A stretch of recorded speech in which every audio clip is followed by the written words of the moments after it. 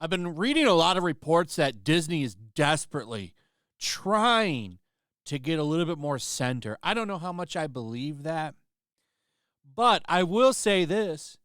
Disney does appear to want to do some things differently, even though it could be because of the Gina Carano lawsuit. But for the first time ever, they made somebody apologize. Rachel Zegler was forced to apologize, and she was forced to apologize. She didn't want to do this herself. I don't even think she wrote it, but she still posted it.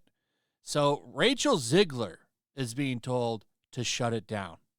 Well, I wonder if Disney will be doing that with their other actors, like Josh Gad, one of the stars of Frozen. He's going to be in Frozen 3, plays Olaf. And he has a lot of children's movies that he's in, by the way. He's in a lot of Disney stuff.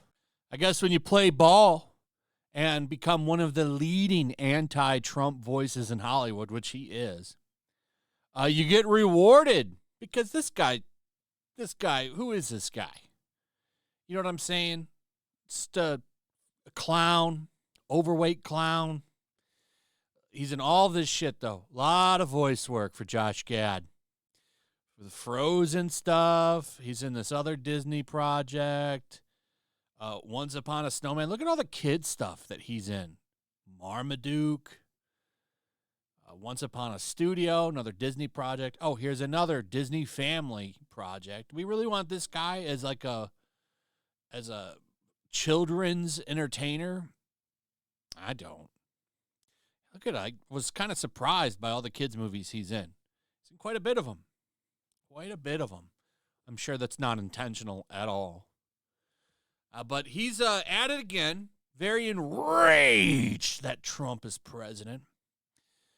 Posting some shit over on his social media. Actor Josh Gad, who is set to reprise his role as Olaf in Disney's upcoming Frozen 3, has smeared the incoming Trump administration as Yahtzees, naturally using a musical theater analogy involving springtime for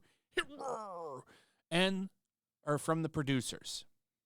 And then, in tribute to Disney, he posted a remix of the song Let It Go. Change it to F It All in response to Trump's victory. And then he's, of course, trying to play things up for the illegal immigration problem that we have. Basically saying, oh, this is awful. Awful. What was awful is letting all the people in the first place. So this is going to be a recurring problem from Disney, but I'm curious to see. So they want their entertainment section to do a little bit better. I think they're finally acknowledging how the wind is blowing right now with people and their consumers, and they're trying to tone it down. So I wonder if old Josh Gad here is going to get a phone call from Disney. I do wonder if they're going to make people rein it in a little bit. They've done nothing over the past 8 years, but now I wonder if they're going to keep doing this. Are they going to keep reining these people in? Now, I don't think this guy's going to have the same backlash like Rachel Zegler had, because she does this shit all the time. This guy's nowhere near as big as her, so even though technically he is a little bit bigger, he's definitely a rotund gentleman.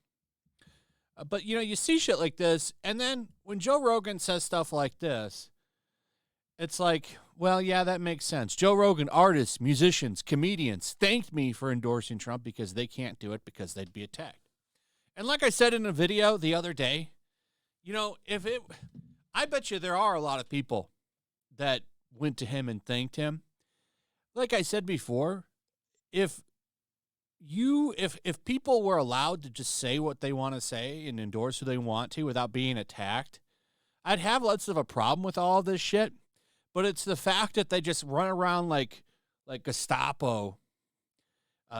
And a lot of the shit they push is projection. If anybody follows the Yahtzee policies, it's definitely a lot of these far wild leftists, all these woke people. It's projection because they're the ones that are literally the Yahtzees. But if people on the right could say what they wanted to and not get canceled, I would have less of a problem with shit like Josh Gad, but it's only one side that's allowed to do it. So Joe Rogan has to say, yeah, they told me anonymously, because they'll get kicked out of Hollywood. Just like what happened with Zachary Levi, the guy who played Shazam. He came out. He'll probably never work again.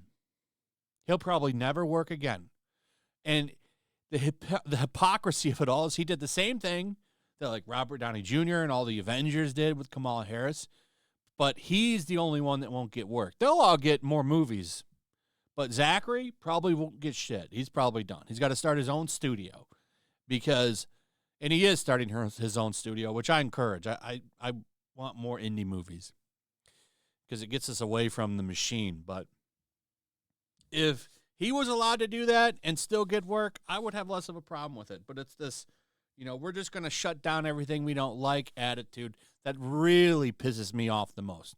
Like Sylvester Stallone. He came out and praised Trump, I think yesterday in a big speech, and media's tearing him up, trashing him. I think that's bullshit. If one side is allowed to endorse their views, other people should be allowed to as well. That would make things, I think, a lot better. But they're desperate to shut anybody that goes against what they say down. Oh, and by the way, Stephen King leaving social media, he's got to announce it like a plane departure. Got to let everybody know. What the hell has happened to Stephen King? This guy's a clown now. Anyway, that's pretty much it. Let me know what you guys think about all of this. I'd like to hear from you. Also, if you would, please like, subscribe, share the video. Make sure you're still subscribed. Hit that notification bell, and I'll see you on the next one. Peace.